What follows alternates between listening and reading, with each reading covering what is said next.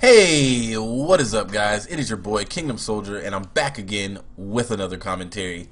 Man, oh man, oh man, the system is broken.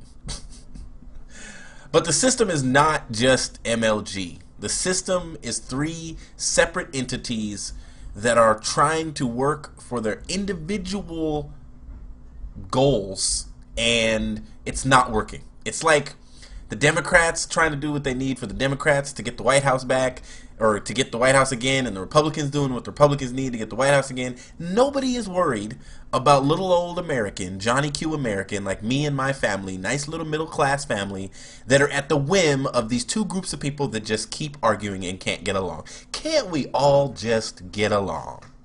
So today, for those of you guys that don't know, before I explain my whole synopsis of what I just said, basically, I guess there was a rule in place. Well, let me go all the way back to season 1 when Complexity had to pull out of the season because they could not stream to MLG.TV, and it was a requirement that teams were streaming to MLG.TV, and Complexity couldn't, so they pulled them out of the league. So then this season, it seems as if they almost kind of turned a blind eye, like, okay, EG, Complexity, we're just going to let you do your thing, and they turned a blind eye to that situation. I'm moving my phone, sorry. It's vibrating, you probably heard it, but they turned a blind eye, and a lot of owners started to complain. Other organizations started to complain that EG had a competitive advantage. And the way they had a competitive advantage is because if you watch scrims, you'll notice that nobody ever scrims search and destroy. It just doesn't happen. And the reason that 90% of teams don't scrim search is because they don't want to reveal their search strategies. They don't want other teams to see what they do in search and destroy. They want to save that for LAN.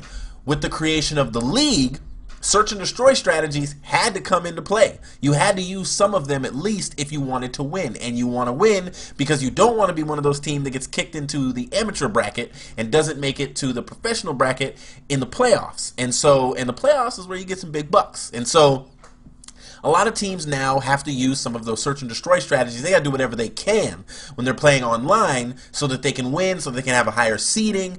And you know, EG was kind of just staying off to the side, not even streaming some of their matches, and they were getting complacent. So Adam Apicella got on Reddit this morning and was like, look, it was like 4 hours ago. It's like, look, on the 27th, we're going to actually enforce this rule that's always been in place that one player on every team has to be streaming on MLG.TV, at least one. Here's the deal. Now, I'm going to say, well, let me say this. I agree with both parties. I agree with Aches as the captain of EG. I agree with all of his complaints he's been making. And I agree with, man, what a tricky little comeback he had. He said, well, if it's all about competitive advantage, we're going to start streaming all of our matches on Twitch starting on the 27th because they're still partnered with Twitch. I don't even think they can actually legally stream to MLG.TV, and if they do, just like if I partner with Twitch to make money, I make way less because of a certain stipulation in my something contract of the company that I'm partnered with. I'm not going to go into too much detail, don't want to get in any trouble, but I'm guessing that they have the same situation, is that if they stream to MLG.TV, they actually lose a lot of money because they're not streaming with Twitch or something like that. So basically, I don't even know if they can, but they said they're going to start streaming all their matches on the 27th, and then Aches is like, okay, you can forfeit me, but you can't call it a competitive advantage, because it looks like they're going to forfeit their matches. So they might as well pull out of the season again. Here's the funny thing. They're in first place by far. I think if they lose the rest of their matches and forfeit the rest of them, they still could finish in the top 8 and go to the pro bracket at Anaheim, which I think is just hilarious. I mean, this team is just so freaking good. Not having them in the season would suck. And so a lot of people weighed in. I agree with Aches. I agree with his point. I agree with that comeback. I agree that this is how he makes money, and it should be up to him. I also slightly have to say that MLG, you know, someone was asking the question on Twitter, like, well, they have to justify. How can MLG justify what they're a business? That's what we have to back up. They're a business. They're making a business decision. I think Fwiz was like the only person from MLG that admitted it, but if it's financial, okay, it's financial. This is their league. They can require whatever they want. Whether it's right or wrong, I'm not even going to go there. But they can require it. It can be a requirement for their league that you stream to their network. And if you can't do that, well then sorry, you can't play in our league. The reality is none of us would ever wonder or ask the question why Major League Baseball is the only people that, or like why, let's say why ABC is the only TV station that gets to air the NBA playoffs, the Western Conference Finals and the Eastern Conference Finals that are going on right now. Nobody's going to ask the question, hey, well, how come only ESPN and TNT get to air the playoffs? Because NBA made that decision and said those are the people that get the exclusive rights to those games. Period. Everybody's still going to get their ad revenue. The players are going to get their revenue. The team is going to get their revenue. But the reality is the NBA, the National Basketball Association, is going to make the decision for where that stuff's going to be streamed.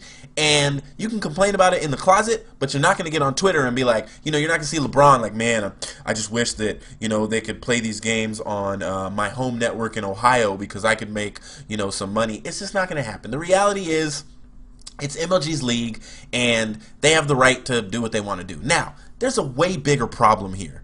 And because whether or not they have the right doesn't mean that they should. And whether or not Aches has the right to say whatever he wants on Twitter, he has the right to stream on Twitch and to be defiant and to say, you know, screw you MLG, it doesn't mean that he should. And here's the deal. There's these three entities that I talked about in the beginning. The system is broken. There's these three entities. You've got owners, you've got players, and you've got MLG. These three entities are not working together very well, but they're trying to achieve one common goal, that is growth of viewership in Major League Gaming's Call of Duty division. You know, growth of viewership, growth of participation, growth of teams, growth of the sport in general. They want to see it grow. They want to see it, they all want to make more money.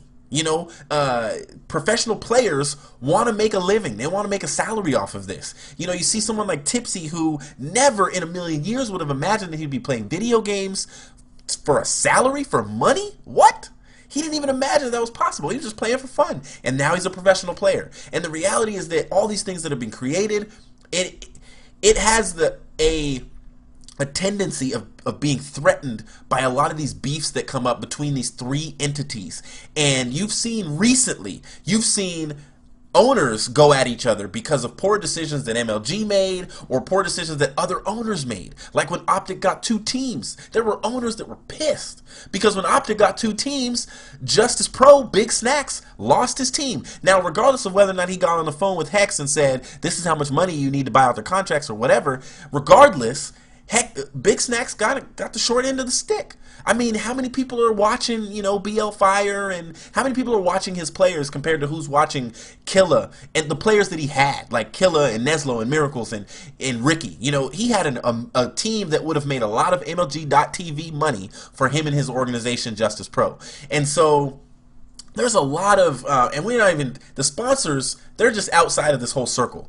But what needs to happen is that, just like in the NBA, you know, you have a commissioner who is really representing the owners. And then you have a players union that liaises as well with the owners that liaise with the commissioner and the board of owners, and they make all these grand decisions, and they make them together so that when they come out to us, they've already hashed it out. Whether or not they agree, disagree, they've hashed it out. This, what happened today, this whole thing with MLG and EG, it could have been taken care of behind the scenes. There could have been 9 owners in a room with the 10th owner of EG that would have been sitting there with MLG, and then let's say you have 10 captains from the 10 teams that are in the league, and they talk to each other about, well, you know, we really need EG to stream because it's a competitive advantage, and EG says, you know what, all right, I'll make sure that one of my players is streaming on Twitch. I'm sorry, we can't do MLG.TV because we have a partnership with this organization, but I will make sure that they're streaming on Twitch, and we'll make sure to tweet it out, and everybody will know, and you can put a link to that stream on MLG.TV. But if it's about money, and MLG is like, I'm really sorry, I understand what you're saying, but your team can't play in our league if they can't stream on our channel. So be it. That's just unfortunate. It's the nature of the beast. It's the way things are ran. But these three entities have to get together. The players, because we have players making decisions for themselves, we have owners making decisions for themselves, and we have MLG making decisions for themselves. And if they all want viewers, if that's the goal at the end of the day, I can tell all three of you groups, You will never be more successful than when you work together. Ever. Our nation, America, is in all kinds of turmoil right now because two groups can't get along. The Democrats and the Republicans. The Democrats are unwilling to let the Republicans look good. The Republicans are unwilling to let the Democrats look good because both want the next White House. That's just the nature of the beast. That's the reality of the situation. If they worked together, the whole nation would be better. Would the Democrats get everything they wanted? No. Would the Republicans get everything they wanted? No. Would MLG get everything they wanted? No. Would the owners get everything they wanted? No. Would the players get to just move teams whenever they want? No. Not everybody can have everything you want for this thing to be successful. That's my opinion, and I'm sticking to it. This is your boy, Kingdom Soldier, and I'll see you in the next video. Peace out.